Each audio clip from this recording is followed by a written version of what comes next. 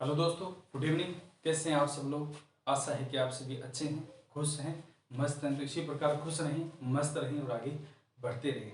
हम मनोविज्ञान के बारे में क्या है, कुछ छोटे मोटे जो पॉइंट रह गए थे उनके बारे में चर्चा करें। वैसे तो क्या हमने कंप्लीट पढ़ लिया था, लेकिन बीच बीच में जो क्या पॉइंट रह गए थे, छुटपुट रह गए थे, उनके बारे में चर्चा कर रहे हैं। तो कल हमने क्या है, मनोविज्ञान से संबंधित कुछ मुख्य शब्दावली है उनके बारे में चर्चा की थी। जैसे आत्म संपर्ति होता है, आदत होता है, रुचि होती है, इंटरेस्ट होता है, रुचि होती है, अभिरुचि होती है, अभिक्षमता होती है, कल्पना होती है। तो ये मुख्य मुख्य जो बातें थी जिनके बारे में हमने पहले नहीं पढ़ा था, और कल हमने क्या इनके बारे में थोड़ा सा देखा था कि क्या क्या चीजें होती है, किस प्रकार होती है। तो आज हमने पहले टॉपिक किया था व्यक्तित्व विभिन्नताएं।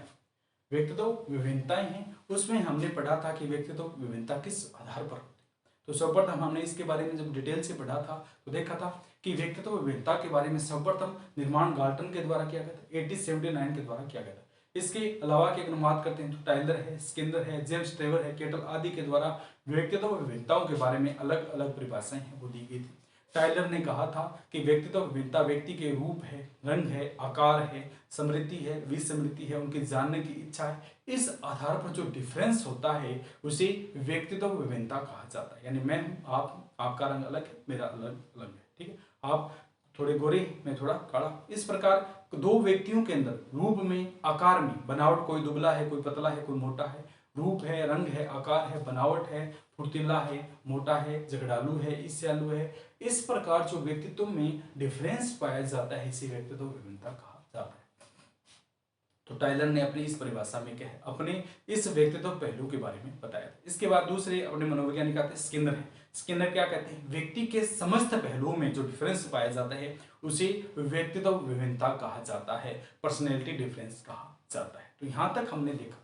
इसके बाद हमने देखा था व्यक्तित्व विभिन्नता किस प्रकार से होती है, शारीरिक पक्ष में होती है, मानसिक पक्ष में होती है, संवेगात्मक पक्ष में होती है, सामाजिक पक्ष में होती है, और अंतर्मुखी व्यक्तित्व में होती है, समाज है, परिवेश है, संवेगात्मक है, नैतिकता है। इस प्रकार सभी प्रकार के समावेशों में अलग अलग पॉइंटों के आधार पर व्यक्तित्व विभिन्नता देखने को मिलती है। और फिर हमने देखा था व्यक्तित्व विभिन्नता को प्रभावित करने वाले कारक है, कौन कौन से कारक होते हैं। तो सामाजिक कारण है, वातावरणीय कारक है, सामाजिक कारण है, पारिवारिक वातावरण है, सामाजिक वातावरण है, स्कूली वातावरण है। इस प्रकार हमने सांस्कृतिक वातावरण है, भौगोलिक परिस्थिति है, इनके आधार पर व्यक्तित्व डिफरेंस पाया जाता है, व्यक्तित्व विभिन्नता पाई जाती है। तो इसके बाद हमने व्यक्तित्व विभिन्नताएं नहीं पढ़े, व्यक्तित्व विभिन्नताओं के जो प्रकार है वो नहीं पढ़े थे। व्यक्तित्व विभिन्नताएं तो पढ़ी थी, यानी पर्सनैलिटी डिफरेंस कैसे कैसे होता है ये तो हमने देखा था, लेकिन कौन कौन से पर्सनैलिटी डिफरेंस होती हैं, व्यक्तित्व विभिन्नताएं कौन कौन सी प्रकार की होती है, इनके बारे में हमने नहीं पढ़ा था। तो आज हम क्या इसके बारे में चर्चा करते हैं। तो व्यक्तित्व विभिन्नताएं हैं किस किस प्रकार की होती है इसके बारे में चर्चा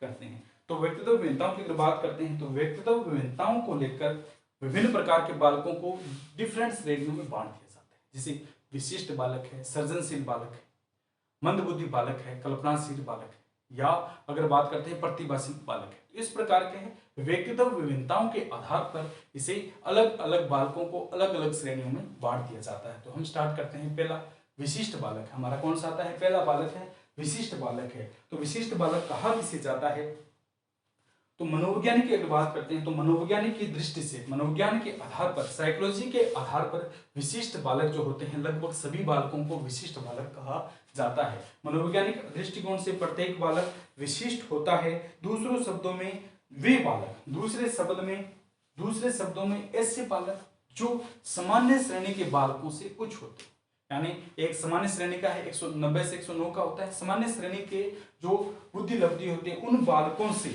भिन्न होते हैं, विशिष्ट बालक कहलाते हैं। ऐसे बालक जो सामान्य श्रेणी के बालकों से क्या होते हैं, भिन्न होते हैं, कैसे कहलाते हैं, विशिष्ट कहलाते हैं। या तो ये सामान्य श्रेणी के बालकों से ज्यादा तेज होंगे, या सामान्य श्रेणी के बालकों से क्या है, न्यून तेज होते हैं। यानी इनकी या तो सोचने समझने की क्षमता सामान्य बालकों की श्रेणी के बालकों से ज्यादा पाई जाती है या उनसे कम पाई जाती है। तो ऐसे बालक विशिष्ट बालक कहलाते हैं जो सामान्य दर्जे के बालकों से या तो ज्यादा सोचते हैं, ज्यादा तेज होते हैं, या ज्यादा सोचने समझने में की क्षमता उनकी क्या है, कम होती है। तो विशिष्ट बालक ये कहलाते हैं। विशिष्ट बालकों की बात करते हैं तो पहले बालक आते हैं अपने प्रतिभाशील बालक होते हैं। तो प्रतिभाशील बालक की अगर बात करते हैं तो ऐसे बालक, क्रो एंड क्रो के अनुसार प्रतिभाशाली बालक ऐसे बालकों को कहा जाता है जिनकी बुद्धि लब्धि है यानी जिनकी आईक्यू कितना होता है 130 से अधिक होता है। तो विशिष्ट बालक ऐसे बालक होते हैं जिनकी अगर बात करते हैं तो प्रत्येक जो बालक होता है उसे मनोवैज्ञानिकों के आधार पर विशिष्ट माना जाता है। विशिष्ट ऐसे माना जाता है क्योंकि जो बालक सामान्य श्रेणी के बालकों से सोचने समझने की शक्ति या तो बहुत तीव्र रखते हैं या बहुत कम रखते हैं, इन्हें क्या कहा जाता है, विशिष्ट बालक कहा जाता है। और विशिष्ट बालकों की श्रेणी में प्रथम श्रेणी का बालक कौन सा होता है, प्रतिभाशाली बालक होता है। प्रतिभाशाली बालक क्रो एंड क्रो के अनुसार ऐसा बालक प्रतिभाशाली बालक कहलाता है जिनकी बुद्धि लब्धि 130 से अधिक होती है, जिनका आईक्यू लेवल कितना होता है 130 से अधिक होता है।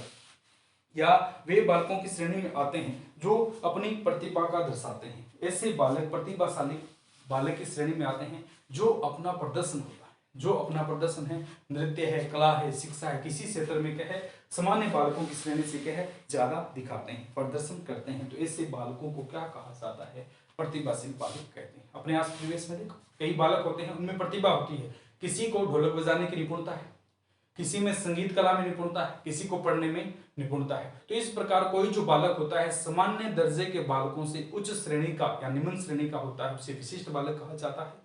और विशिष्ट बालक है उनकी बुद्धि लब्धि 130 से अधिक पाई जाती है। तो यदि ये प्रतिभाशाली बालक होंगे तो इनके लिए अगर क्या क्या विशेषता होंगी, हम देखते हैं कि प्रतिभाशाली बालक इंटेलिजेंट मोर इंटेलिजेंट जो बच्चे होते हैं उनकी जो क्या क्या विशेषताएं होती है, तो उनकी क्या है विशेषताएं बात करते हैं। प्रतिभाशाली बालकों को लेकर क्या क्या विशेषताएं बताई गई है। तो ये एक तो क्या होते हैं मानसिक रूप से स्वस्थ होते हैं, मेंटल हेल्थ इनकी एकदम परफेक्ट पाई जाती।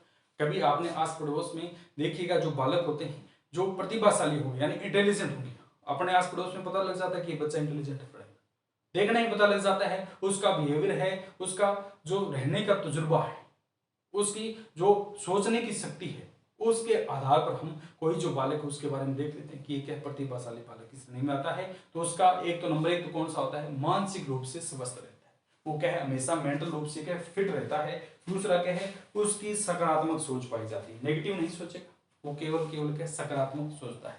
तीसरी अगर हम बात करते हैं तो उसमें सहनशीलता पाई जाती है, किसी भी चीज को लेकर घबराएगा नहीं, किसी भी चीज में अगर वह कार्य करता है तो उनसे घबराता नहीं, धीरे धीरे धीरे धीरे चलता जाता है, सहनशीलता उसमें पाई जाती है, धैर्यवान स्थिति पाई जाती है यानी धैर्य पाया जाता है। और उसके अंदर की अगर बात करते हैं ऐसे जो बालक होते हैं वे अपने आत्म सम्मान के बारे में सोचते हैं।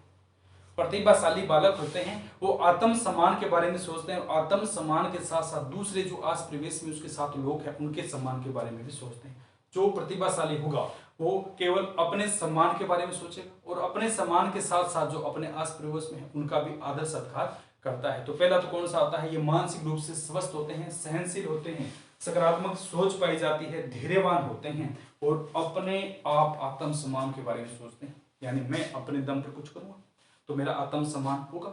और उसके साथ साथ के अपने बड़े बुजुर्ग उनका आदर करते हैं। इसके साथ की अगर बात करते हैं ये अधिक स्वस्थ रहते हैं और इनकी अगर बात करते हैं कठिन विषयों में रुचि पाई जाती है। आप देखिएगा जो प्रतिभाशाली बालक होते हैं वो जो कठिन पॉइंट होते हैं उनको ज्यादा अट्रैक्टिव करते हैं, ज्यादा आकर्षित करते हैं। तो कठिन विषयों में उनकी क्या है रुचि पाई जाती है, किसकी, प्रतिभाशाली बालकों की है। इसके साथ की अगर हम बात करते हैं तो ये विद्यालय जाने से पहले जो होता है, विद्यालय जाने से पहले क्या है जल्दी उठे पढ़ते हैं और विद्यालय के आने के बाद में पढ़ना लिखना स्टार्ट करते हैं। तो प्रतिभाशाली जो बालक होते हैं विद्यालय जाने से पहले पढ़ने लिखने का कार्य करते हैं और आने के बाद भी क्या ये कार्य करते हैं। इनमें नेतृत्व क्षमता पाई जाती है और इनके मन क्या है उत्तरदायित्व की भावना पाई जाती है। यदि किसी ने आपको एक कार्य दे दिया तो आपका यह कर्तव्य बनता है, उत्तरदायित्व बनता है कि आप इसे पूरा करें।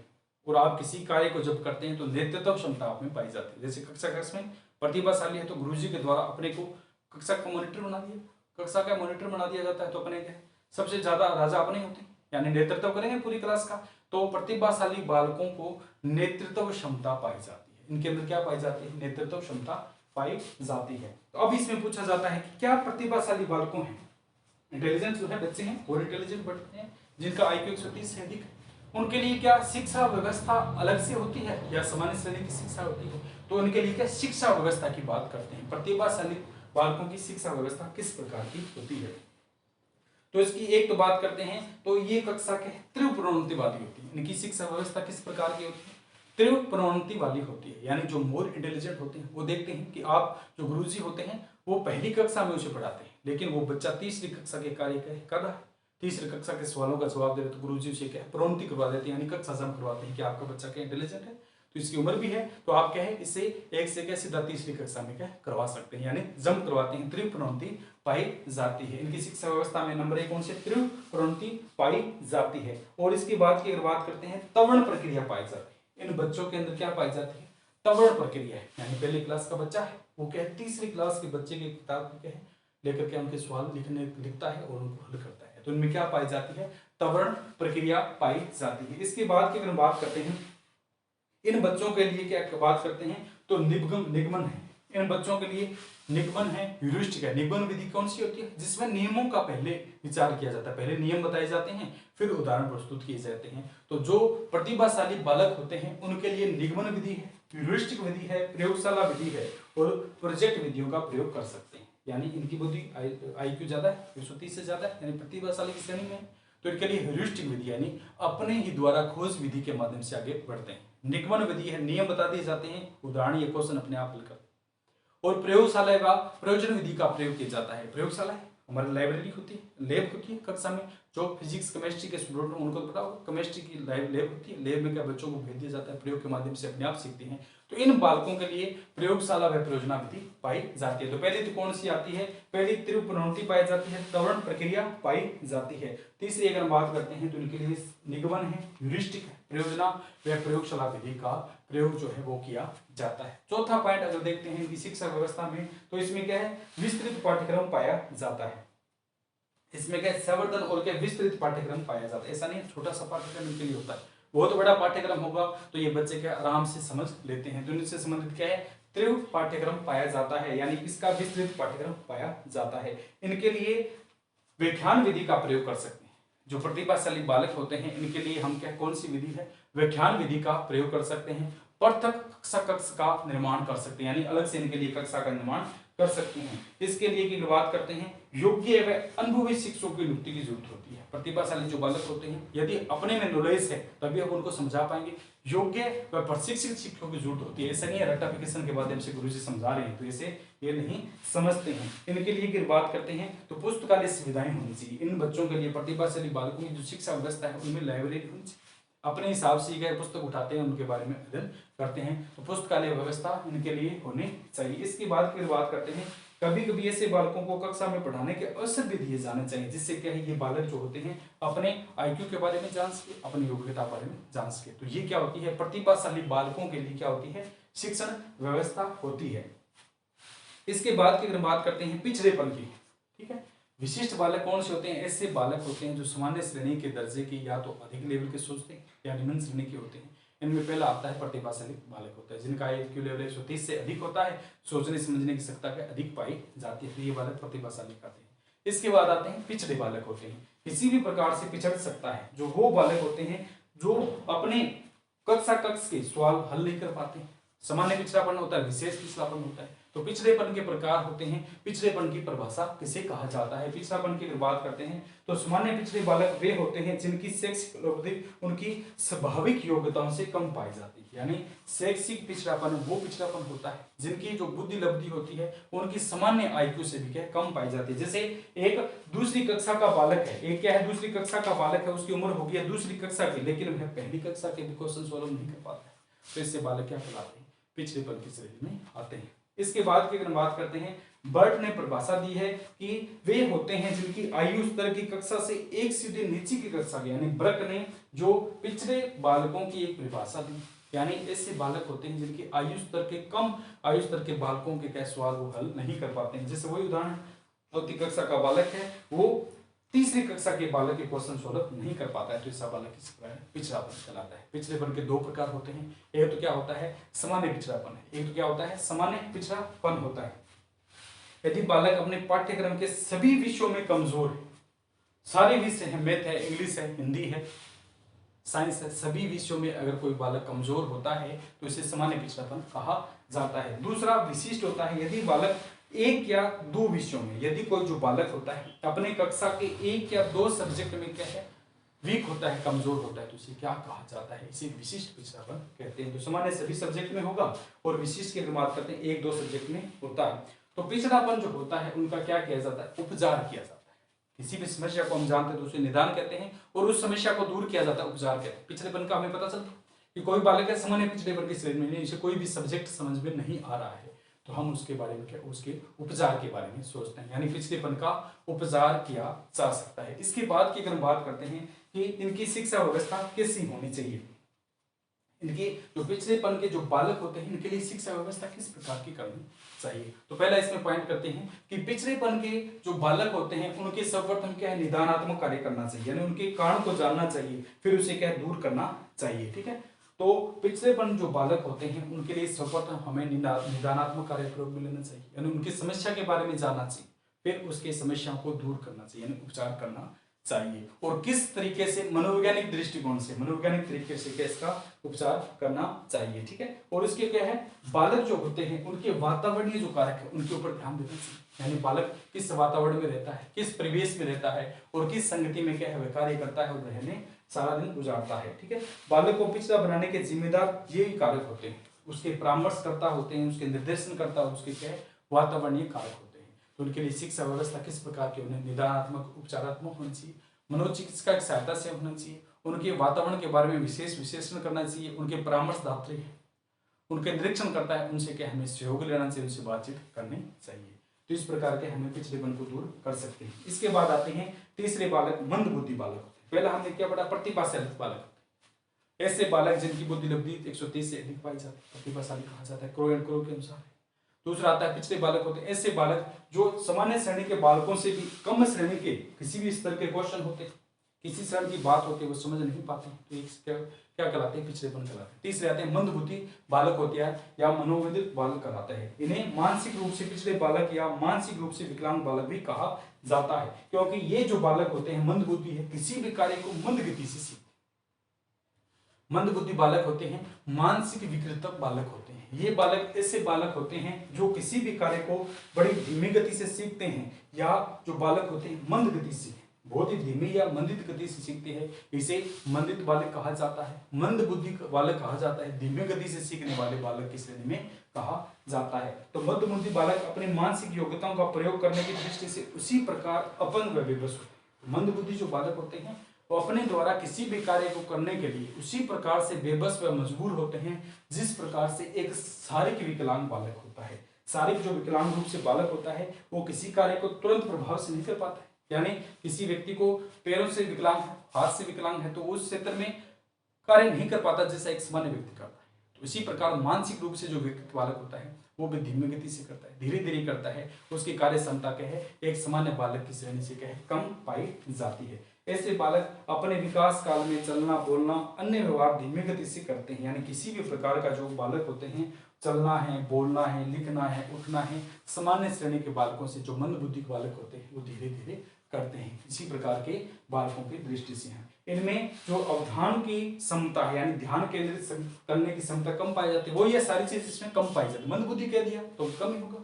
तार्किक चिंतन की अवस्था नहीं पाई जाती, यानी तर्क वितर्क नहीं कर सकते हैं, चिंतन नहीं कर सकते हैं, इनमें दूसरों पर निर्भर रहते हैं। ये जो बालक होते हैं, कौन से बालक होते हैं, मंद बुद्धि बालक, दूसरों पर निर्भर रहते हैं। इनमें जिज्ञासा की कोई प्रवृत्ति नहीं पाई जाती, यानी जानने की इच्छा नहीं होती है, क्योंकि मंद बुद्धि कोई चीज को बहुत ही धीमी धीमी गति से क्या है सीखते हैं। इसमें असफलता का भय पाया जाता है और हीन भावना पाई जाती है, यानी ये सोचते हैं कि मैं तो बहुत ही धीरे धीरे सीख रहा हूँ। कक्षा कक्ष में बैठे हैं, एक तो सामान्य श्रेणी का बालक है वो स्पीड से सीख रहा है और मैं क्या धीरे धीरे सीख रहा हूँ, तो इनमें क्या हीन भावना पाई जाती है। कैसी है, असफलता का डर रहता है, हीन भावना पाई जाती है। इनकी जो उत्तरदायित्व होती है, कोई भी जो कार्य है, घर है, स्कूल है, वहां पर इनको उत्तरदायित्व कार्य बहुत सीमित रूप से देते हैं। तो ये कौन से कहलाते हैं, मानसिक रूप से विकृत बालक होते हैं या मंद बुद्धि बालक की श्रेणी में आते हैं। तो इनके लिए शिक्षा व्यवस्था कैसे होनी चाहिए, इनकी शिक्षण व्यवस्था क्या है, पृथकीकरण होनी चाहिए, यानी इनके लिए स्पेशल स्कूल, स्पेशल बीएड होती है आजकल, उनमें क्या है ऐसे बालकों को पढ़ाने के लिए एक शिक्षा व्यवस्था तैयार की जाती है। तो इनके लिए क्या होता है, पृथकीकरण शिक्षा सामग्री होती है, पृथकीकरण कक्ष होता है, विशेष पाठ्यक्रम शिक्षण विधियां होती है। इनमें मोंटेसरी विधि है, मोंटेसरी विधि आपने देखी सुनी, विधियां पढ़ेंगे जब उनमें चर्चा करेंगे। तो मोंटेसरी विधि का प्रयोग किया जाता है, सर्वे दृश्य सामग्री का प्रयोग किया जाता है, यानी सुनकर बोलकर देख करके इनको सिखाया जाता है। इनकी अगर हम बात करते हैं, इनमें व्यक्तिगत रूप से पर कैंडिडेट के ऊपर ध्यान दिया जाता है। हस्तकला की ज्यादा क्या निपुणता देते हैं, हस्तकला के माध्यम से इनको ज्यादा सिखाया जाता है, पर व्यक्तित्व पर ज्यादा ध्यान दिया जाता है। अध्ययन की धीमी गति होती है, पढ़ाई को बार बार यानी जो काम करवाया जाता है बार बार रिपीट करवाया जाता है, जिससे बालक है उस चीज के लिए कहे धीरे धीरे अपने दिमाग को तैयार कर सके। तो ये कौन सी होती है, मंद बुद्धि बालक होते हैं और उनके लिए शिक्षा व्यवस्था क्या है इसी प्रकार रखी जाती है। इसके बाद अगर देखते हैं बाल अपराधी होते हैं, ठीक है, बाल अपराधी है यानी अपराध करने बालक होते हैं। बाल अपराधी कौन से होते हैं, ऐसे बालक जिनको केवल के अपराध करने से मतलब होता है, तो इन बालकों को दूसरे समस्यात्मक बालक की श्रेणी में कहा जाता है। तो ऐसे बालक जो केवल और के अपराधी होते हैं, अपराध करते हैं, तो उन्हें समस्यात्मक बालक कहा जाता है या विकृत बालक कहा जाता है। किसी भी प्रकार के इनमें क्या है कार्य को अगर विकार होते हैं उनमें पाए जाते हैं, यानी व्यक्तित्व विकार वाले बालक कहा जाता है। तो कौन सा आता है, बाल अपराध करेंगे, ठीक है, बालक जो होते हैं अपराधी प्रवृत्ति के होते हैं, उनमें समस्यात्मक किसी भी चीज को लेकर क्या है वो किसी भी प्रकार का समस्या उत्पन्न कर देते हैं, तो समस्यात्मक बालक कहलाते हैं, बाल विकृति बालक कहलाते हैं या बाल अपराधी कहलाते हैं। ऐसे जो बालक होते हैं, ऐसे बालक अपने आस पड़ोस में देखिए कई बालकों उनको क्या केवल किसी चीज को तोड़ने में मरोड़ने में, ठीक है, फोड़ने में और इधर उधर लड़ाई झगड़ा करने में क्या मतलब होता है, तो इससे बालक क्या कहलाते हैं, बाल अपराधी है। तो जो बालक अपनी आवश्यकता की पूर्ति समाज द्वारा अमान्य व्यवहार के अनुसार करते हैं, कोई जो बालक होता है अपनी उनकी आवश्यकता है, मेरी कुछ आवश्यकता है आपकी कुछ आवश्यकता है, तो बालकों की आवश्यकता होती है, उन आवश्यकताओं की पूर्ति वह समाज में अमान्य व्यवहार के माध्यम से पूरी करते हैं, उनके अनुसार पूरी करते हैं, बाल अपराधी कहलाते हैं। अर्थात सामाजिक नियमों का उल्लंघन कर, समाज के जो नियम कानून होते हैं उनका उल्लंघन कर केवल अपने हित बारे में सोचते हैं, अपने ही बारे में सोचते हैं, कानून के नियमों समाज के नियमों का विरोध कर समाज विरोधी तरीके से करते हैं और उनको करने के द्वारा केवल आत्म सम्मान और स्वकेंद्रित के बारे में सोचते हैं, तो इससे बालक क्या कहलाते हैं, बाल अपराधी। कई बार आपने देखा कि गांव के पास में कोई बाग लगा हुआ है, आम का है किसी प्रकार का है, तो वो बच्चे के उनके नियमों को नहीं देखेंगे, तारबंदी करेगी है वहां पर कुत्ते छोड़ गए, तो उनका कोई मतलब नहीं, उन्हें क्या आम खाने से मतलब है, तो उसके लिए वो तार को काट करके उसके अंदर घुस जाते हैं और तोड़ करके खा लेते हैं, तो इससे बालक क्या कहलाते हैं, बाल अपराधी। यानी समाज के जो नियम है उस बाग के मालिक के जो नियम बनाए उन नियमों को उन्होंने क्या तोड़ दिया, केवल अपने बारे में क्या उन्होंने संतुष्टि के बारे में सोचा, तो इससे बालक क्या कहलाते हैं, बाल अपराधी बालक कहलाते हैं। यदि ऐसे बालक जो होते हैं 18 वर्ष से कम आयु के बालक होते हैं तो इन्हें क्या कहा जाता है, बाल अपराध। जैसे चोरी करना है, झगड़ा करना है, इस प्रकार कर लेते हैं, तो ऐसे कम 18 वर्ष से कम होते हैं तो इन्हें क्या कहा जाता है, उनके द्वारा किया क्या करते हैं, बाल अपराध कहलाता है। इनके लिए बाल अपराधी की विशेषताएं क्या है कि बाल अपराधी छोटे जो चोरी करते हैं, झगड़ा करते हैं, इस प्रकार की अपने आप को संतुष्टि के लिए कुछ भी कर सकते हैं, तो उनकी विशेषताएं क्या होती है, तो आप उनको देखिएगा। शारीरिक रूप से ऐसे जो बालक होते हैं इनकी विशेषताओं के बारे में बात कर रहे हैं, तो ऐसे बालक शारीरिक रूप से आयताकार होते हैं तथा क्या है हष्टपुष्ट होते हैं, यानी क्या है मोटे पतले ऐसे मोटे होंगे, हष्टपुष्ट होते हैं, मांसपेशियों वाले होते हैं, तगड़े व्यक्ति होते हैं, फुर्तीले होते हैं। तो इनकी विशेषता में पहला कौन से होते हैं, हष्टपुष्ट होते हैं, फुर्तीले होते हैं, शारीरिक संरचना आयताकार पाई जाती है। ऐसे जो बालक होते हैं संदेही होते हैं, यानी संदेह करने वाले होते हैं, झगड़ालू होते हैं। ऐसे बालक जो होते हैं बाल अपराधी, ये संदेही होते हैं, झगड़ालू होते हैं। दूसरी अगर हम बात करते हैं आक्रामक, और इनमें क्या केवल लड़ाई करने की क्षमता पाई जाती है। ऐसे बालक जो होता है ये झगड़ालू है, इनमें केवल अपने आप सोचने की क्षमता पाई जाती है, अपने अपने कर्तव्य को पूरे करने की क्षमता पाई जाती है। और ऐसे जो बालक होते हैं सत्ता के विरोधी होते हैं, यानी जो नियम और कानून बनाए गए हैं उनके क्या है विरोधी होते हैं, सत्ता के आगे नए झुकने वाले हैं, शत्रुता पूर्ण के बे रखने वाले, यानी सत्ता है हमारे जो नियम कानून उनके पास नहीं झुके, पुलिस है उनके द्वारा कुछ नियम बनाए गए उस नियमों का पालन नहीं करते हैं, उनके सामने क्या है ये कहते हैं चलो देख लेंगे, ठीक है चलो देख लेंगे, तो यानी सत्ता के विरोधी होते हैं। इनका व्यक्तित्व बहिर्मुखी पाए जाते हैं। इनमें इन बालकों की अगर बात करते हैं तो स्नेह भावना का अभाव पाया जाता है। कई बार देखा होगा माता पिता है प्रेम नहीं करते हैं, तो ऐसे बालक के बाहर घूमते रहते हैं, इधर उधर भटकते रहते हैं, फिर एक उम्र के बाद में क्या है ये अपनी बाल प्रवृत्ति को दिखाते हैं, ठीक है। माता पिता और किसी भी प्रकार से क्या है इनको निर्देशित नहीं किया जाता, कोई ना समाज है, कोई नैतिकता की बात की जाती है, तो ऐसे बालक ज्यादा के बाल अपराधी कृत्यों में पड़ जाते हैं। क्यों, परिवार से प्रेम से नहीं मिल रहा है, उनको जो चीज चाहिए थी वो उनको नहीं मिल रही है, पैसों की जगह पैसे नहीं है, किताबों की जगह किताबें नहीं है, पढ़ाई की जगह पढ़ाई नहीं है, और घर परिवार की जगह समझाने वाला कोई नहीं है। तो ऐसे बालक है वो अपने आप इधर उधर घूमते रहते हैं, धीरे धीरे ऐसी संगतियों में पड़ जाते हैं और बाल अपराध के शिकार हो जाते हैं। कैसे आते हैं, बाल अपराध के हैं। इन बाल अपराधियों के द्वारा कौन कौन से कृत्य किए जाते हैं, अपने भी कुछ कृत्य किए तो बाल जो अपराधी होते हैं उनके द्वारा कौन कौन से कृत्य किए जाते हैं। तो पहला अगर हम बात करते हैं तो इनके द्वारा क्या है, शिक्षण में बाधा उत्पन्न करना है। पहले हम देखेंगे अपने स्कूल में पढ़ते थे, कॉलेज में पढ़ते थे, कुछ ऐसे बच्चे होते हैं जो खुद तो पढ़ेंगे और दूसरों को भी नहीं पढ़ने देते हैं, तो शिक्षण में बाधा उत्पन्न करते हैं। जैसे कॉलेज की अगर बात करते हैं तो उस दौरान हम ग्रेजुएशन कर रहे होते हैं, ग्रेजुएशन करते थे, तो उसमें क्या है, कुछ बच्चे ऐसे होते हैं जिनको राजनीति से संबंध होते हैं, केवल उन्हें क्या है, केवल अपने सत्ता के बारे में अपने लिए मोह होता है, तो वो क्या राजनीति के लिए आते थे, वो कक्षा लगने ही नहीं देते। चुनाव का समय होता था, कॉलेज के चुनाव होते, प्रेसिडेंट के, सब प्रेसिडेंट के, तो उन चुनाव में क्या है, वो आ जाते कक्षा में, ठीक है, हाँ मैडम इतना ही पढ़ाना है, ठीक है, आगे नहीं पढ़ाना है। तो ऐसे व्यक्ति क्या है, ऐसे जो बालक होते हैं वो किस प्रकार के होते हैं, अपराधी प्रवृत्ति के होते हैं, और ऐसे बालक होते हैं वो शिक्षण में बाधा उत्पन्न करते हैं। दूसरा है, ऐसे बालकों के द्वारा क्या विद्यालय से भाग जाना है। अपने भी थे, छोटे थे, 10वीं में थे, 11वीं में थे, स्कूल की दीवार छोटी होती थी, उस दीवार से क्या है कूदकर बाहर भाग जाया करते थे, यानी विद्यालय से भाग जाने की प्रवृत्ति पाई जाती है। यानी इन बाल अपराधी बालकों के द्वारा कौन कौन से कृत्य किए जाते हैं, पहला तो क्या शिक्षण में बाधा उत्पन्न करते हैं, दूसरा क्या है विद्यालय से भाग जाना है, विद्यालय से भाग जाना है, तीसरा आता है कक्षा में देरी से पहुंचना है। गुरुजी का क्लास लग रहा है तो हम 8 बजे का स्कूल का टाइम पहुंच रहे क्या है 9 बजे, तो ऐसे क्या है बाल अपराधी बालक इससे अपना टाइम क्या है पास करते हैं, यानी कक्षा में देरी से पहुंचना है। इसके बाद क्या है, बात करते हैं गृह कार्य नहीं करना है। गुरुजी ने गृह कार्य दिया, घर पर आकर करते हैं, बैग वहीं रखा और गांव में क्या घूमने के लिए चले गए, ठीक है, दूसरे दिन जब स्कूल जाएंगे तब उठाकर ले जाते हैं। ये कौन से आते हैं, बाल अपराधी की श्रेणी में आते हैं। चोरी करना व झूठ बोलना है, चोरी करना व झूठ बोलना है, बाल अपराधी ऐसे कार्य करते हैं। क्रोध व झगड़ा करना है, छोटे बालकों को तंग करना है, कक्षा में चिड़चिड़ापन, अपने भी कुछ है, अपने भी कुछ कृत्य हैं, जैसे चोरी करना है, झूठ बोलना, हमने भी छोटे बचपन में की। कोई चीज खाने का मन हो जाता पैसे ले जाते थे, गेहूं उठा के ले जाते थे, कुल्फी खाने का मन है गेहूं ले जाते थे, ठीक है, तो हमारे में क्या है ऐसी प्रवृत्तियां पाई जाती है, यानी चोरी करना है, झूठ बोलना है, और झगड़ालू प्रवृत्ति पाई जाती है। झगड़ालू प्रवृत्ति छोटे होते हैं तो पाई जाती है। क्रोध व झगड़ा है, अभी भी क्रोध व झगड़ा है, एक स्वाभाविक नेचर है, व्यक्ति के अंदर क्रोध भी आता है और झगड़ा भी वो करता है, तो इस प्रकार की प्रवृत्तियां हैं वो बाल अपराधी की श्रेणी में आती है। इसके बाद की अगर हम बात करते हैं तो ये विद्यालय की सामग्री को नुकसान पहुंचाते हैं, ठीक है, विद्यालय में कोई प्रकार की, तो देखेंगे गुरुजी कक्षा में नहीं है तो कक्षा में जो बल्ब लगा है उसको तोड़ देना, बेंच को तोड़ देना है, कुर्सी को तोड़ देना है। कक्ष में विश्वविद्यालय के द्वारा किए गए कार्यों के प्रति क्या असंतोष जताते हैं। क्या है, कोई भी कार्य करता है पुलिस के बारे में असंतोष जताते हैं।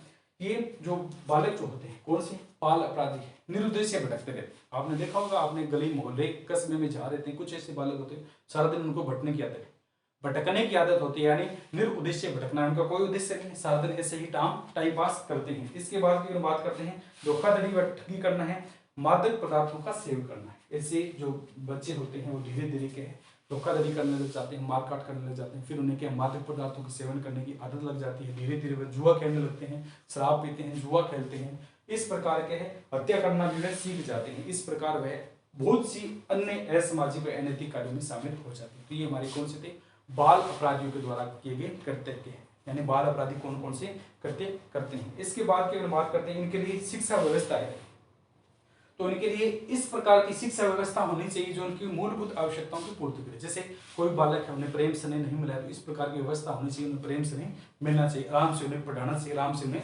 समझाना चाहिए, जिम्मेदारी के कार्य में व्यस्त रखना है। ऐसे कार्यों को, ऐसे व्यक्तियों को जो बाल अपराधी उनको स्वतंत्र नहीं रखना चाहिए, उन्हें कुछ न कुछ कार्य देते रहना चाहिए। जैसे जिम्मेदारी है, कहेंगे बेटा आज तूने ये काम करना है, कक्षा में ये काम, फिर शाबाशी देंगे उसे कार्य करने के बाद। तो इस प्रकार के उसे जिम्मेदारी के कार्यों में क्या व्यवस्था रखना चाहिए। तीसरे की बात करते हैं मनोरंजन की उचित व्यवस्था करनी चाहिए। ऐसे जो बालक होते हैं उनको समय समय पर क्या मनोरंजित करना चाहिए, जैसे क्या ऐसे इधर उधर निरुद्देश्य भटके ना है। इनके लिए ऐसे बालकों के लिए बाल सुधार गृह स्थापित करने चाहिए, यानी जो इस विकृति में आ गए उनके लिए क्या है एक छोटा सा गृह स्थापित करे जिनमें सुधारने का कार्य करे, अच्छे अच्छे कार्यों के प्रति क्या है उन्हें मोटिवेट करना चाहिए कि आप ऐसे कार्य करेंगे तो आपको इस प्रकार का इनाम मिलेंगे और समाज में आपके अपना एक नाम चमका लेते हैं, आपका नाम कर लेंगे, प्रशंसा होगी आपकी। प्रेम व सहानुभूति व्यवहार करना चाहिए। ऐसे बालकों के साथ ऐसे नहीं है कि हमेशा दंडात्मक व्यवस्था अपनानी चाहिए, जैसे कि आपने ये कार्य नहीं किया तो डांटना चाहिए। इससे बालकों के साथ क्या, ऐसे जो बालक होते हैं उनके साथ प्रेम व सहानुभूति व्यवहार करना चाहिए, जिससे क्या है ये बालक है अपने आप को अधिक ऐसे असमंजस में ना समझे, यानी हमारा कोई नहीं। इसके बाद आता है अधिगम निरोगिया बालक है, जो हम निकल के था डिस्ग्राफिया है, डिसलेक्सिया है, डिस्ग्राफिया है, डिस्कैलकुलिया है और अफेजिया, इनके बारे में हम देखा था, यानी अधिगम संबंधित अवधान की जो बातें थी इनके बारे में हमने कल देखा था। इसके बाद आता है वंचित व अलाभान्वित बालक होते हैं। वंचित और कौन से आते हैं, अलाभान्वित बालक, यानी जिन्हें लाभ नहीं मिला है, ऐसे बालक है। तो इसे किसे कहा जाता है? वंचित व अनाथ बालक समुदाय के सामाजिक व आर्थिक दृष्टिकोण से पिछड़े वर्ग से जुड़े होते हैं। यानी समुदाय में वे बालक होते हैं जिनको न तो सामाजिक दृष्टि से सभी चीजें मिल पाती है, न आर्थिक दृष्टि से, ना किसी प्रकार के समाज के वातावरण से मिल पाती है, जो दो विद्यालय की सुविधाओं का लाभ नहीं ले पाते। तो कौन से होते हैं? वंचित व अलाभावित बालक ऐसे बालक होते हैं जो समाज के सामाजिक, आर्थिक और शिक्षा व्यवस्था है उनका लाभ नहीं उठा पाते हैं। इन सभी से क्या वंचित रह जाते हैं। ऐसे बालकों को, ऐसे जो बालक होते हैं वो कुछ इस प्रकार के दूर दराज के स्थानों पर है।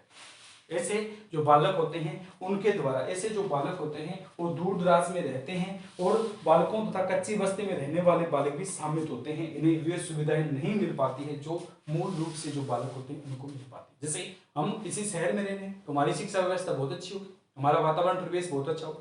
कुछ ऐसे बालक है वो दूर दराज के देशों में, ठीक है, पर्वतीय पठारों के क्षेत्र में रहते हैं जहाँ शिक्षा व्यवस्था है नहीं, जहाँ शिक्षा के कोई साधन नहीं है, कोई इस प्रकार का समाज नहीं है जो उन्हें क्या शिक्षित कर सके। तो ये बालक क्या होते हैं? अलाभ यानी लाभ नहीं उठा पाते हैं। ऐसे बालकों में स्तर जो होता है वो निम्न पाया जाता है। ऐसे बालक जो होते हैं, अलाभित जो बालक होते हैं उनमें शिक्षा का स्तर निम्न पाया जाता है। अल्पभाषी होते हैं, यानी केवल अपने ही क्षेत्र की भाषा जानते हैं, इनका विकास नहीं हो पाता है। निम्न अभिव्यक्ति स्तर पाया जाता है। बाहरी दुनिया से इनके कोई मतलब नहीं होता है। जैसे पहाड़ी क्षेत्र में कोई आजकल अखबारों में बहुत आता है, कुछ क्षेत्र ऐसे हैं, बिहार के कुछ क्षेत्र ऐसे हैं जहाँ आज भी शिक्षा व्यवस्था नहीं, आज भी वहां पर स्कूल नहीं है। तो ये बालक है अलाभ बच्चे वंचित रह जाते हैं, यानी लाभ नहीं मिलता है, जिससे उनकी न तो शिक्षा व्यवस्था सुचारू होती है, न वे दूसरी भाषा के बारे में जानते हैं, न वे बाहरी दुनिया के बारे में परिवर्तन जानते हैं, न इनमें आत्मविश्वास जागृत होता है। क्यों? उन्हें शिक्षा व्यवस्था ही नहीं होगी, भाषा के बारे में नहीं जानेंगे, दूसरी दुनिया के बारे में नहीं जानेंगे। तो ये क्या है? अलाभवित बालक कहलाते हैं, यानी वंचित कहलाते हैं। उनमें शिक्षा व्यवस्था जो होती है, आत्मविश्वास की भावना है कम पाई जाती है। तो इनके लिए किस प्रकार की शिक्षा करनी चाहिए? इन बालकों के लिए क्या है? हस्तक्षेप प्रकार की शिक्षा प्रदान करनी चाहिए। यानी जो परिवार है, जो परिवेश है जहां बच्चों को नहीं पढ़ाना चाहते हैं, ऐसे को क्या है? हस्तक्षेप करके जानबूझकर उन्हें पढ़ाना चाहिए। अध्यापिका को आगे बढ़कर ऐसे बालकों को सहायता करनी चाहिए। तो अध्यापक या अध्यापिका जो होती है ऐसे बालकों को ढूंढना चाहिए, ऐसे समाज है, समुदाय है, उनमें जाना चाहिए और उनको कहना चाहिए आप अपने बालकों को पढ़ाएं। जैसे अपने क्षेत्र विशेष की अगर बात करते हैं तो लोहार जाति है, गड़िया जाति है, किस प्रकार की जो जातियां होती है बालकों को, अपने बालकों को नहीं पढ़ा जाते। ये बालक जो क्या वंचित हो जाते हैं, अलाभवित, ये अपने अपने कार्यों से मतलब होते हैं, उनकी शिक्षा व्यवस्था नहीं हो पाती। उनमें न तो समाज के बारे में जानने की योग्यता होती, न आगे बढ़ने की योग्यता होती। वो केवल अपने मातृभाषा को जानते हैं और नए अन्य भाषाएं हैं उनके बारे में कुछ भी नहीं जानते हैं। तो इसी के लिए शिक्षा व्यवस्था के अलग से होनी चाहिए, अच्छी होनी चाहिए। भातृत्व के भाव आधार पर क्या उनको बढ़ाना चाहिए। और माता पिता को या अध्यापिका है, शिक्षिका है, उनको क्या ऐसे बच्चों को पढ़ाने के लिए क्या हस्तक्षेप करना चाहिए। इनके लिए क्या भाषा संवर्धन कार्यक्रम करना चाहिए, यानी सभी प्रकार की भाषाओं का समावेशी शिक्षा का प्रारूप तैयार करना चाहिए। यानी ऐसे बालकों को क्या है सभी प्रकार की शिक्षा को संग्रहित कर सभी भाषाओं के आधार पर शिक्षा प्रदान करनी चाहिए। इसमें आत्म स्वभाव की भावना जागृत करना चाहिए। इन बालकों में क्या है आत्मस्मान, यानी तुम बढ़ोगे, तुम इस प्रकार प्रक्रिया करो, तुम आगे बढ़ो, तुम कॉन्फिडेंस है, वो बालक के अपने आप पढ़ने के लिए अग्रसर हो जाएंगे। इसके बाद की अगर बात करते हैं तो ऐसी भावना जागृत करना कि वे अन्य बालकों के समान स्वर्णिम भविष्य की ओर अग्रसर हो सके। यानी हमें उन्हें इस प्रकार से बता देना चाहिए कि आप ऐसे बढ़ोगे तो आप आईएएस बनोगे, आप आरएस बनोगे, आप स्कूल लेक्चरर बनोगे, आपका भविष्य उज्जवल होगा, आपको पर महीने इतनी तनख्वाह आएगी, समाज में आपका नाम होगा। तो इस प्रकार यदि हम उन्हें समझाएंगे तो ये बालक पढ़ने लग जाएंगे। तो ये कौन से आते हैं? वंचित बालक आते हैं।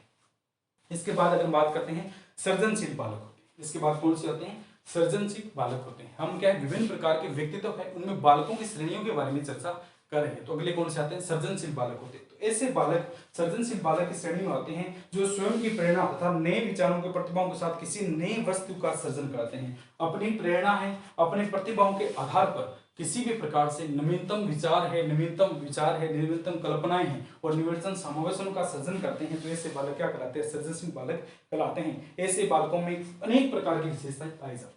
सृजनशील बालक वो अपने दिमाग को क्या घुमाते रहते हैं, सृजन करते रहते हैं, नवीन विचार है, नवीन अवधारणाएं हैं, नवीन मनुष्य प्रक्रिया, उनका सभी का संकलन कर एक नया मेथड तैयार करते हैं। तो इससे बालक क्या कहलाते हैं? सृजनशील बालक कहलाते हैं। और ऐसे बालकों में कौन कौन सी विशेषताएं पाई जाती है? निम्न विशेषताएं पाई जाती है। इनमें क्या कल्पना शक्ति पाई जाती है, कल्पनाशीलता पाई जाती है, कल्पना करते रहते हैं, सृजनशीलता पाई जाती है, सृजन करते रहते हैं, लोचनशीलता पाई जाती है, नमनीयता पाई जाती है, यानी आराम से संतुष्टि से, किसी प्रकार का कोई झगड़ालू भाव नहीं, किसी प्रकार की कोई इधर उधर की बात नहीं है। संवेदनशीलता पाई जाती है, निरंतरता और धारा प्रभाविता पाई जाती है। लोचनशीलता है, नम्रता है, निरंतरता है, धारा प्रभाविता है, लगातार कंटिन्यूड क्या है, सोचते जाते हैं। एक बार फेल हो गए दूसरी बार होगी तीसरी तैयार करेंगे। तो किसी कार्य को यह पकड़ लेते हैं तो उस कार्य को क्या लगातार नम्रता के आधार पर क्रमशीलता और धैर्यवान तरीके से क्या लगातार आगे की ओर ले जाते हैं। तो इसकी अगर हम बात करते हैं, विस्तारण क्षमता पाई जाती है। इन बालकों में दूरदृष्टि अंतर्दृष्टि के बारे में सोचने की, समस्या को समाधान करने की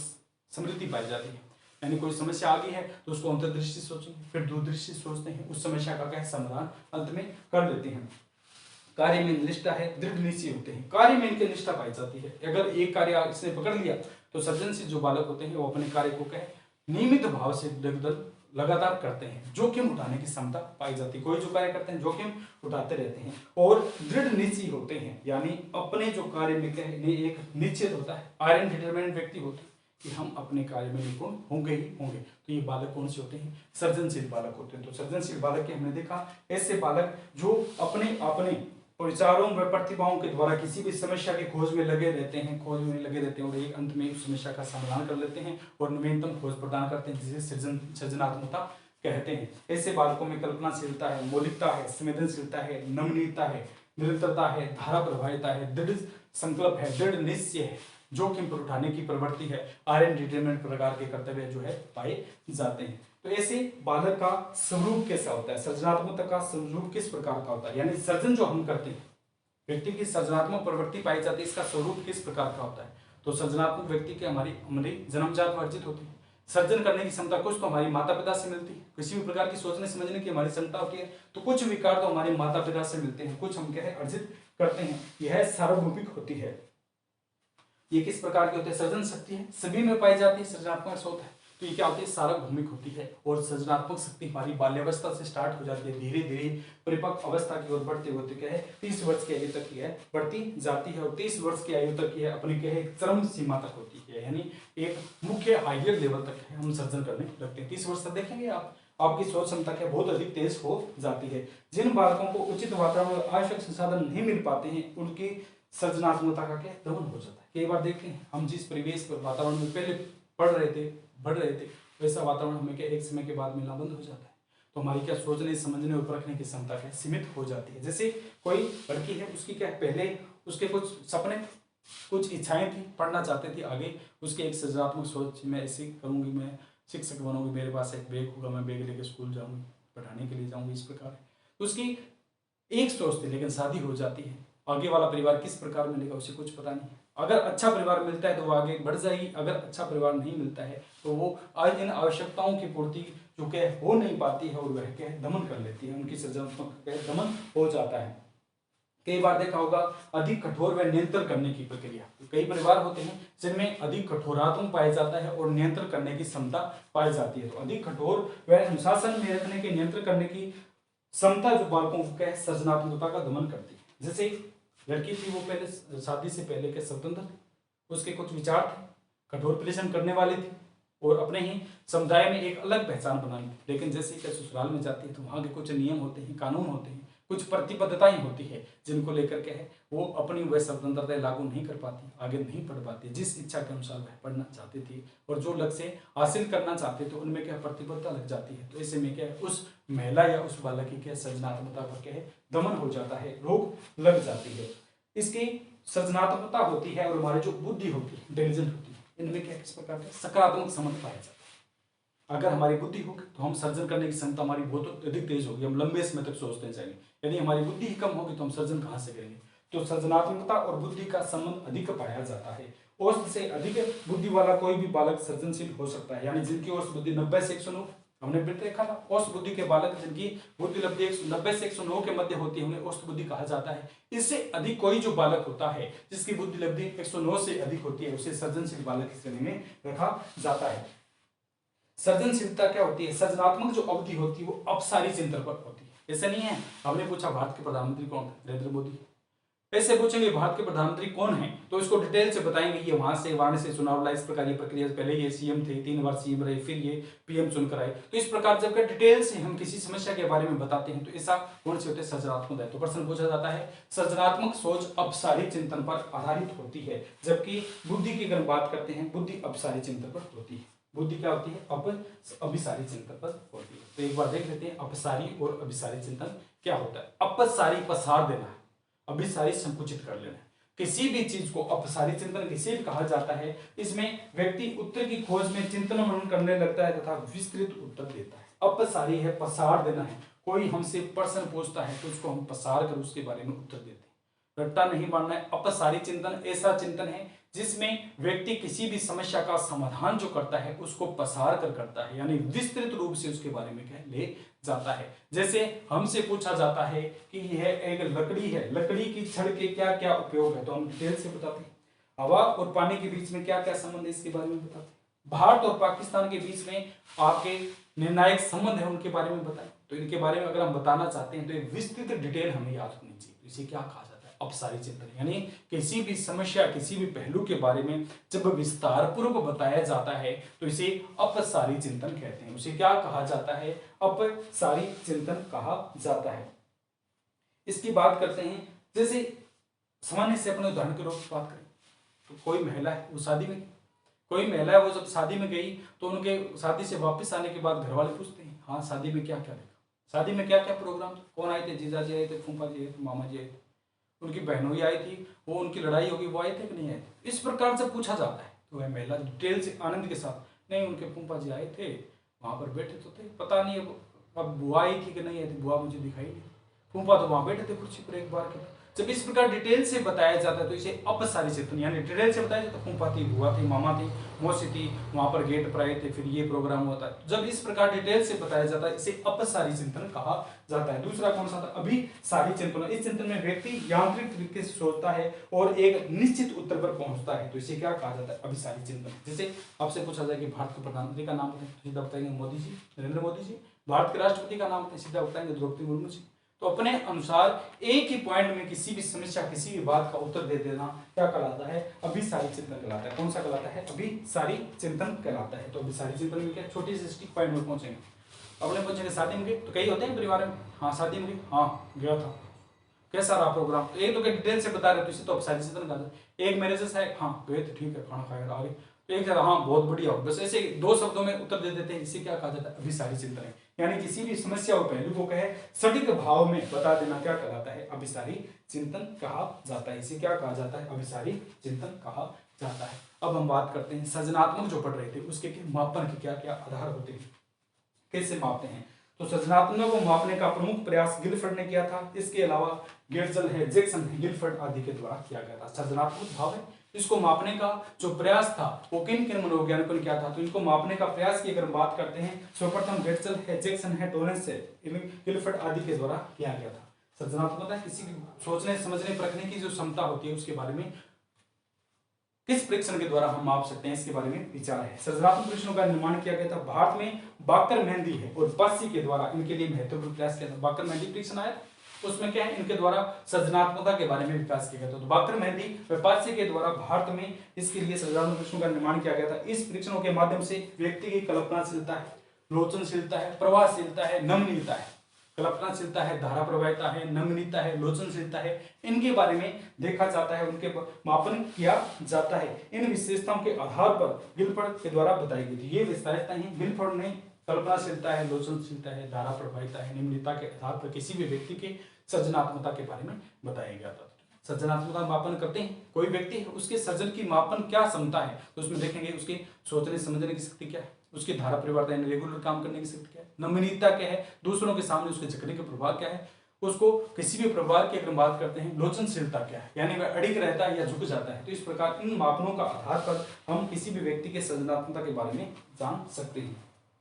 सृजनशील जो बालक होते हैं उनके बारे में शिक्षा व्यवस्था कैसी होनी चाहिए, शिक्षा व्यवस्था है। तो पहला पॉइंट देखते हैं कि सृजनशील के विकास के लिए बालकों को उचित वातावरण में आवश्यक संसाधन उपलब्ध कराने चाहिए। यानी हम देखते हैं सृजनशील बालक होते हैं उनको सोचने समझने की क्षमता विस्तृत पाई जाती है, तो उनके लिए सभी प्रकार के पहलू, सभी प्रकार के साधन क्या उपलब्ध होने चाहिए। दूसरा अगर हम बात करते हैं, बालकों की कल्पना शक्ति को सकारात्मक रूप में देखना चाहिए। बालक कुछ कल्पना करते हैं कि मैं बड़ा होऊंगा, इस प्रकार मैं ये करूंगा, मैं वो करूंगा, तो वो बता रहे हैं कल्पना करें, तो उनको क्या सृजनात्मक रूप में देखना चाहिए, यानी पॉजिटिविटी वे में देखना चाहिए। तीसरा है, बालकों को पूर्व स्वतंत्रता दी जानी चाहिए कि वह कुछ ही प्रकार का काम करें। ठीक है, बालकों को स्वतंत्र होना चाहिए, किसी प्रकार में दबाव में न हो। कक्षा में किसी भी बालक को दबाव में नहीं रखना चाहिए, मुझे स्वतंत्रता दी जानी चाहिए कि तू अपने हिसाब से इस क्वेश्चन का उत्तर दे, सोच विचार करके इसके बारे में बताइए। प्रजातांत्रिक वातावरण होना चाहिए, सृजनता विकास के लिए विचार भावना होनी चाहिए, मस्तक बोध परीक्षण करवाई जानी चाहिए। बालक तो होते हैं कक्षा में है, उनमें विकासशील के लिए क्या विचार करने चाहिए, उनके साथ